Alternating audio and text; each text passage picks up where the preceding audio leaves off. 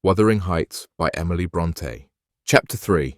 While leading the way upstairs, she recommended that I should hide the candle and not make a noise, for her master had an odd notion about the chamber she would put me in and never let anybody lodge there willingly.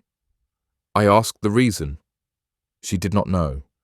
She answered, she had only lived there a year or two, and they had so many queer goings-on she could not begin to be curious. Too stupefied to be curious myself, I fastened my door and glanced round for the bed. The whole furniture consisted of a chair, a clothes press, and a large oak case, with squares cut out near the top resembling coach windows. Having approached this structure, I looked inside and perceived it to be a singular sort of old-fashioned couch, very conveniently designed to obviate the necessity for every member of the family having a room to himself. In fact, it formed a little closet, and the ledge of a window, which it enclosed, served as a table. I slid back the panelled sides, got in with my light, pulled them together again, and felt secure against the vigilance of Heathcliff and everyone else. The ledge, where I placed my candle, had a few mildewed books piled up in one corner, and it was covered with writing scratched on the paint. This writing, however, was nothing but a name repeated in all kinds of characters, large and small. Catherine Earnshaw, here and there varied to Catherine Heathcliff, and then again to Catherine Linton. In vapid listlessness, I leant my head against the window and continued spelling over Catherine Earnshaw, Heathcliff, Linton, till my eyes closed. But they had not rested 5 minutes when a glare of white letters started from the dark, as vivid as spectres. The air swarmed with Catherines, and rousing myself to dispel the obtrusive name, I discovered my candle wick reclining on one of the antique volumes and perfuming the place with an odour of roasted calfskin. I snuffed it off and, very ill at ease under the influence of cold and lingering nausea, sat up and spread open the injured tome on my knee. It was a testament in lean type and smelling dreadfully musty. A flyleaf bore the inscription, Catherine Earnshaw, her book, and a date some quarter of a century back. I shut it and took up another and another till I had examined all. Catherine's library was select, and its state of dilapidation proved it to have been well used, though not altogether for a legitimate purpose. Scarcely one chapter had escaped a pen and ink commentary, at least the appearance of one, covering every morsel of blank that the printer had left. Some were detached sentences, other parts took the form of a regular diary, scrawled in an unformed, childish hand. At the top of an extra page, quite a treasure, probably when first lighted on, I was greatly amused to behold an excellent caricature of my friend Joseph, rudely yet powerfully sketched. An immediate interest kindled within me for the unknown Catherine, and I began forthwith to decipher her faded hieroglyphics. "An awful Sunday," commenced the paragraph beneath. "I wish my father were back again. Hindley is a detestable substitute. His conduct to Heathcliff is atrocious. H and I are going to rebel. We took our initiatory step this evening. All day had been flooding with rain. We could not go to church, so Joseph must needs get up a congregation in the garret. And, while Hindley and his wife basked downstairs before a comfortable fire, doing anything but reading their Bibles, I'll answer for it, Heathcliff, myself, and the unhappy ploughboy were commanded to take our prayer books and mount.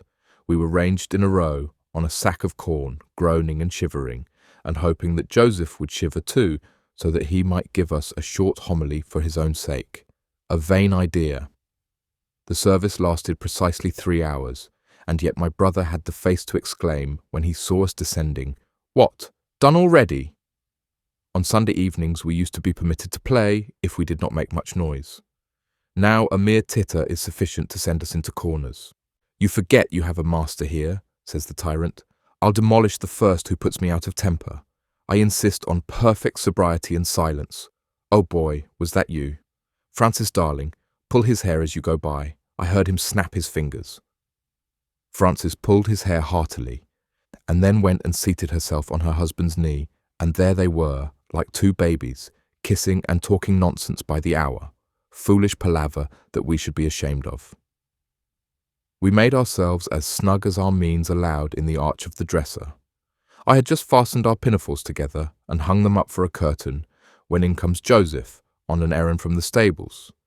He tears down my handiwork, boxes my ears, and croaks, "The Maester nobbut just buried, and Sabbath not o'ered, and to sound at the gospel still o' your lugs, and ye Darby Laking. Shame on ye. Sit ye down, ill-childer. There's good books enough if you'll read 'em. Sit ye down and think o' your sowls. Saying this, he compelled us so to square our positions that we might receive from the far-off fire a dull ray to show us the text of the lumber he thrust upon us. I could not bear the employment.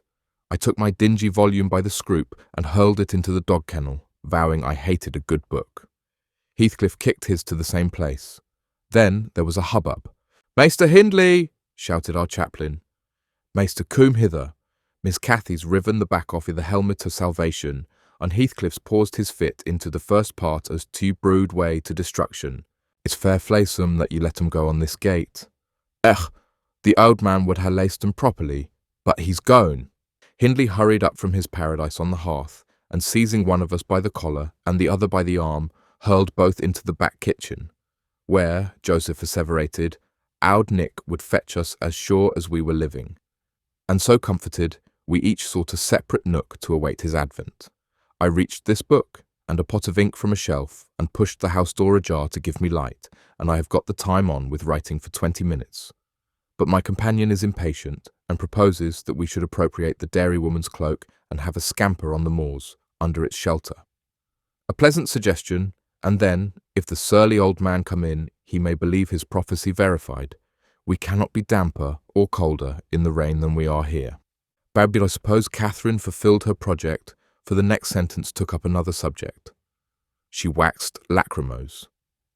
"How little did I dream that Hindley would ever make me cry so," she wrote. "My head aches till I cannot keep it on the pillow, and still I can't give over. Poor Heathcliff! Hindley calls him a vagabond, and won't let him sit with us, nor eat with us any more. And, he says, he and I must not play together, and threatens to turn him out of the house if we break his orders. He has been blaming our father, how dared he, for treating H too liberally, and swears he will reduce him to his right place." I read, and I began to nod drowsily over the dim page. My eye wandered from manuscript to print. I saw a red ornamented title, 70 times 7 and the first of the 71st. A pious discourse delivered by the Reverend Jabez Branderham in the chapel of Gimmerden Sue. And while I was, half-consciously, worrying my brain to guess what Jabez Branderham would make of his subject, I sank back in bed and fell asleep. Alas, for the effects of bad tea and bad temper. What else could it be that made me pass such a terrible night? I don't remember another that I can at all compare with it since I was capable of suffering. I began to dream, almost before I ceased to be sensible of my locality. I thought it was morning, and I had set out on my way home with Joseph for a guide.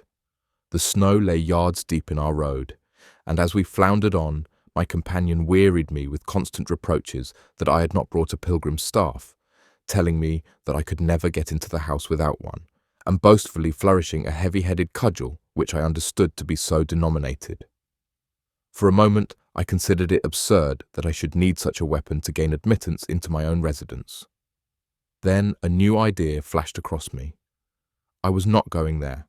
We were journeying to hear the famous Jabez Branderham preach from the text, 70 times 7, and either Joseph, the preacher, or I had committed the first of the 71st, and were to be publicly exposed and excommunicated.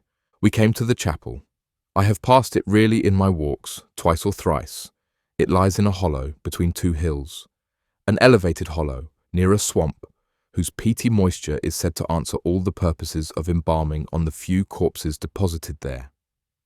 The roof has been kept whole hitherto, but as the clergyman's stipend is only £20 per annum, and a house with 2 rooms, threatening speedily to determine into one, no clergyman will undertake the duties of pastor, especially as it is currently reported that his flock would rather let him starve than increase the living by 1 penny from their own pockets.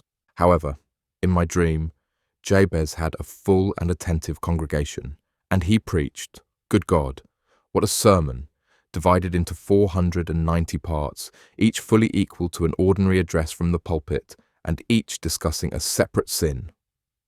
Where he searched for them, I cannot tell. He had his private manner of interpreting the phrase, and it seemed necessary the brothers should sin different sins on every occasion. They were of the most curious character. odd transgressions that I never imagined previously. Oh, how weary I grew, how I writhed and yawned and nodded and revived, how I pinched and pricked myself and rubbed my eyes and stood up and sat down again and nudged Joseph to inform me if he would ever have done. I was condemned to hear all out. Finally, he reached the first of the 71st. At that crisis, a sudden inspiration descended on me. I was moved to rise and denounce Jabez Branderham as the sinner of the sin that no Christian need pardon. "Sir," I exclaimed, "sitting here within these four walls at one stretch, I have endured and forgiven the 490 heads of your discourse. 70 times, 7 times have I plucked up my hat and been about to depart. 70 times, 7 times have you preposterously forced me to resume my seat. The 491st is too much. Fellow martyrs, have at him. Drag him down and crush him to atoms, that the place which knows him may know him no more." "Thou art the man," cried Jabez, after a solemn pause, leaning over his cushion. 70 times, 7 times didst thou gapingly contort thy visage. 70 times 7 did I take counsel with my soul. Lo, this is human weakness. This also may be absolved. The first of the 71st is come. Brethren, execute upon him the judgment written. Such honour have all his saints. With that concluding word, the whole assembly, exalting their pilgrim staves, rushed round me in a body. And I, having no weapon to raise in self-defence, commenced grappling with Joseph, my nearest and most ferocious assailant, for his. In the confluence of the multitude, several clubs crossed. Blows aimed at me fell on other sconces. Presently, the whole chapel resounded with rappings and counter-rappings. Every man's hand was against his neighbour, and Branderham, unwilling to remain idle, poured forth his zeal in a shower of loud taps on the boards of the pulpit, which responded so smartly that at last, to my unspeakable relief, they woke me. And what was it that had suggested the tremendous tumult? What had played Jabez's part in the row? Merely the branch of a fir tree that touched my lattice as the blast wailed by and rattled its dry cones against the panes. I listened, doubtingly an instant, detected the disturber, then turned and dozed and dreamt again, if possible, still more disagreeably than before. This time, I remembered I was lying in the oak closet, and I heard distinctly the gusty wind and the driving of the snow. I heard also the fir bough repeat its teasing sound and ascribed it to the right cause. But it annoyed me so much that I resolved to silence it if possible, and, I thought, I rose and endeavoured to unhasp the casement. The hook was soldered into the staple, a circumstance observed by me when awake, but forgotten. "I must stop it, nevertheless," I muttered, knocking my knuckles through the glass and stretching an arm out to seize the importunate branch, instead of which my fingers closed on the fingers of a little, ice-cold hand. The intense horror of nightmare came over me. I tried to draw back my arm, but the hand clung to it, and a most melancholy voice sobbed, "Let me in, let me in." "Who are you?" I asked, struggling meanwhile to disengage myself. "Catherine Linton," it replied shiveringly. Why did I think of Linton?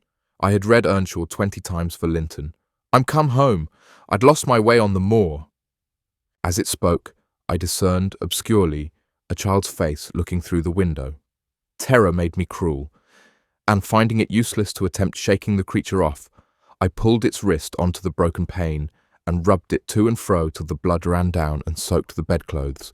Still it wailed, "Let me in!" and maintained its tenacious gripe, almost maddening me with fear. "How can I?" I said at length. "Let me go, if you want me to let you in." The fingers relaxed. I snatched mine through the hole, hurriedly piled the books up in a pyramid against it, and stopped my ears to exclude the lamentable prayer. I seemed to keep them closed above a quarter of an hour, yet, the instant I listened again, there was the doleful cry moaning on. "Begone!" I shouted. "I'll never let you in, not if you beg for 20 years. "It is 20 years, mourned the voice. 20 years. I've been a waif for 20 years. Thereat began a feeble scratching outside, and the pile of books moved as if thrust forward. I tried to jump up, but could not stir a limb, and so yelled aloud in a frenzy of fright. To my confusion, I discovered the yell was not ideal. Hasty footsteps approached my chamber door. Somebody pushed it open with a vigorous hand, and a light glimmered through the squares at the top of the bed. I sat shuddering, yet, and wiping the perspiration from my forehead. The intruder appeared to hesitate and muttered to himself. At last, he said in a half-whisper, plainly not expecting an answer, "Is anyone here?" I considered it best to confess my presence, for I knew Heathcliff's accents and feared he might search further if I kept quiet. With this intention, I turned and opened the panels. I shall not soon forget the effect my action produced. Heathcliff stood near the entrance in his shirt and trousers, with a candle dripping over his fingers, and his face as white as the wall behind him. The first creak of the oak startled him like an electric shock. The light leaped from his hold to a distance of some feet, and his agitation was so extreme that he could hardly pick it up. "It is only your guest, sir," I called out, desirous to spare him the humiliation of exposing his cowardice further. I had the misfortune to scream in my sleep, owing to a frightful nightmare. "I'm sorry I disturbed you." "Oh, God confound you, Mr. Lockwood. I wish you were at the—" commenced my host, setting the candle on a chair because he found it impossible to hold it steady. "And who showed you up into this room?"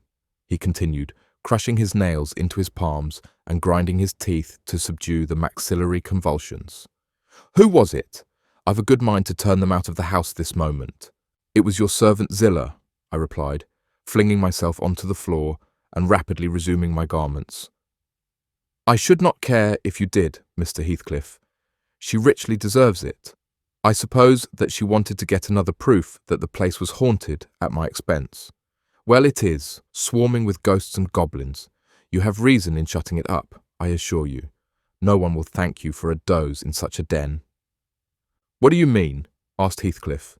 "And what are you doing? Lie down and finish out the night since you are here, but for heaven's sake, don't repeat that horrid noise. Nothing could excuse it, unless you were having your throat cut." "If the little fiend had got in at the window, she probably would have strangled me," I returned. "I'm not going to endure the persecutions of your hospitable ancestors again. Was not the Reverend Jabez Branderham akin to you on the mother's side? And that minx, Catherine Linton, or Earnshaw, or however she was called, she must have been a changeling. Wicked little soul. She told me she had been walking the earth these 20 years. A just punishment for her mortal transgressions, I've no doubt." Scarcely were these words uttered when I recollected the association of Heathcliff's with Catherine's name in the book, which had completely slipped from my memory till thus awakened. I blushed at my inconsideration, but, without showing further consciousness of the offence, I hastened to add, "The truth is, sir, I passed the first part of the night in—" Here I stopped afresh. I was about to say, perusing those old volumes. Then it would have revealed my knowledge of their written as well as their printed contents. So, correcting myself, I went on, "in spelling over the name scratched on that window ledge. A monotonous occupation calculated to set me asleep, like counting, or—" "What can you mean by talking in this way to me?" thundered Heathcliff with savage vehemence. How dare you under my roof? God, he's mad to speak so." And he struck his forehead with rage. I did not know whether to resent this language or pursue my explanation, but he seemed so powerfully affected that I took pity and proceeded with my dreams, affirming I had never heard the appellation of Catherine Linton before, but reading it often over produced an impression which personified itself when I had no longer my imagination under control. Heathcliff gradually fell back into the shelter of the bed as I spoke, finally sitting down almost concealed behind it. I guessed, however, by his irregular and intercepted breathing that he struggled to vanquish an excess of violent emotion. Not liking to show him that I had heard the conflict, I continued my toilette rather noisily, looked at my watch, and soliloquized on the length of the night. Not 3 o'clock yet. I could have taken oath it had been 6. Time stagnates here. We must surely have retired to rest at 8, always at 9 in winter, and rise at 4, said my host, suppressing a groan, and, as I fancied, by the motion of his arm's shadow, dashing a tear from his eyes. "Mr. Lockwood," he added, "you may go into my room. You'll only be in the way, coming downstairs so early, and your childish outcry has sent sleep to the devil for me." "And for me too," I replied. I'll walk in the yard till daylight, and then I'll be off. And you need not dread a repetition of my intrusion. I'm now quite cured of seeking pleasure in society, be it country or town. A sensible man ought to find sufficient company in himself." "Delightful company," muttered Heathcliff. "Take the candle and go where you please. I shall join you directly. Keep out of the yard, though, the dogs are unchained, and the house Juno mounts sentinel there, and, nay, you can only ramble about the steps and passages. But away with you! I'll come in 2 minutes." I obeyed, so far as to quit the chamber, when, ignorant where the narrow lobbies led, I stood still, and was witness, involuntarily, to a piece of superstition on the part of my landlord which belied oddly his apparent sense. He got onto the bed and wrenched open the lattice, bursting, as he pulled at it, into an uncontrollable passion of tears. Come in, he sobbed. "Cathy, do come. Oh, do, once more. Oh, my heart's darling. Hear me this time, Catherine, at last." The spectre showed a spectre's ordinary caprice. It gave no sign of being, but the snow and wind whirled wildly through, even reaching my station and blowing out the light.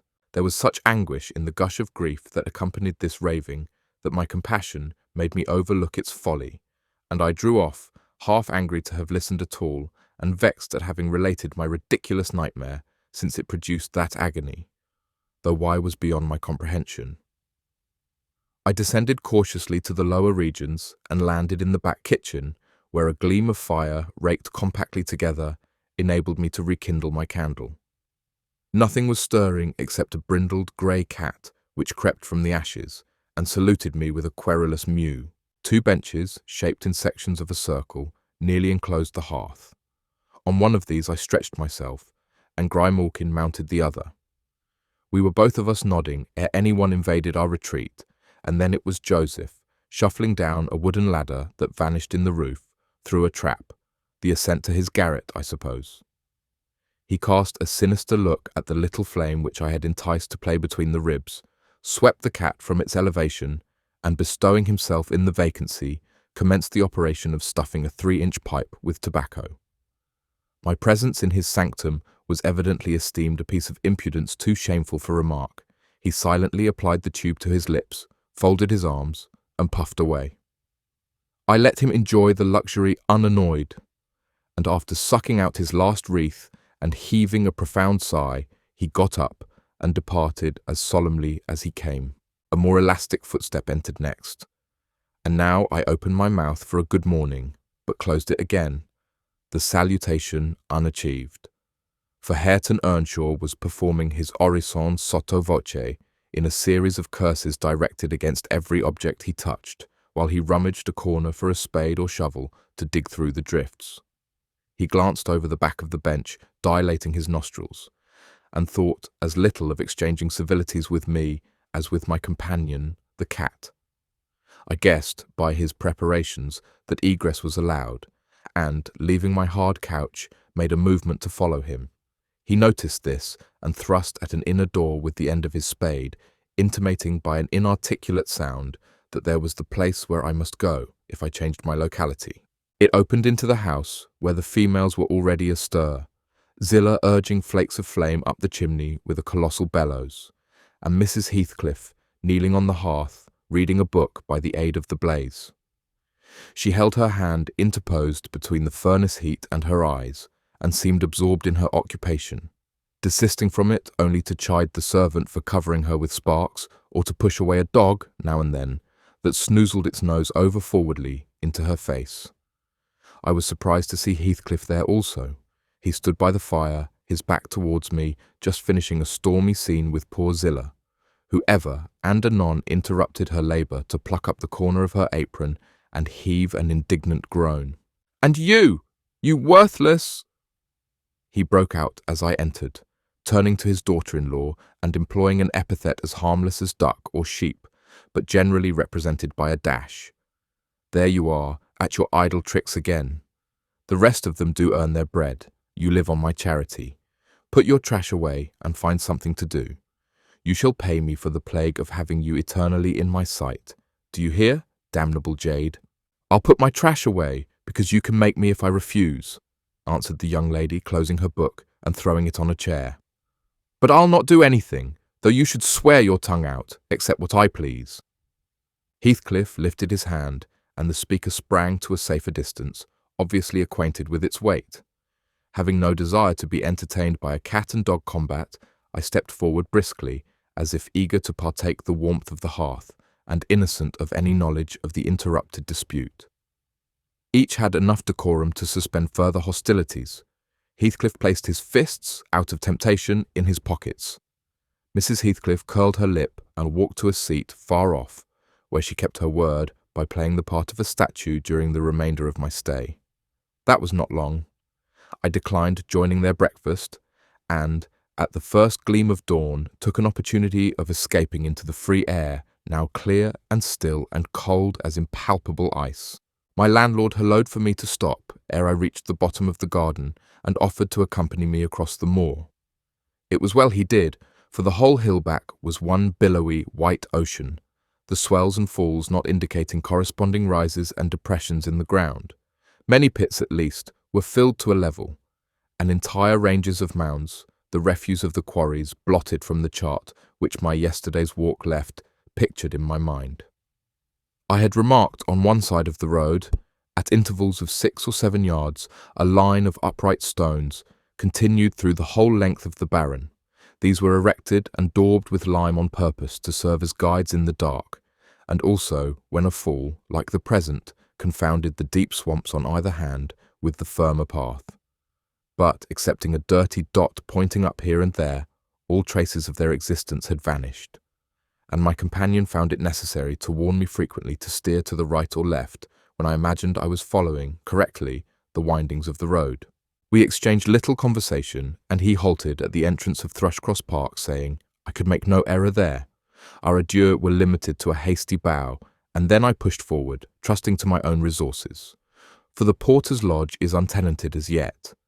The distance from the gate to the Grange is 2 miles. I believe I managed to make it 4, what with losing myself among the trees and sinking up to the neck in snow, a predicament which only those who have experienced it can appreciate.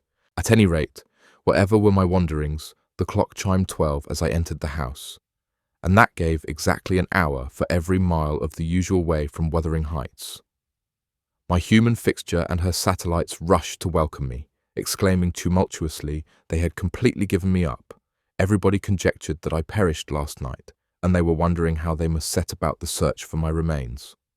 I bid them be quiet, now that they saw me returned, and, benumbed to my very heart, I dragged upstairs, whence, after putting on dry clothes and pacing to and fro 30 or 40 minutes to restore the animal heat, I adjourned to my study, feeble as a kitten, almost too much so to enjoy the cheerful fire and smoking coffee which the servant had prepared for my refreshment.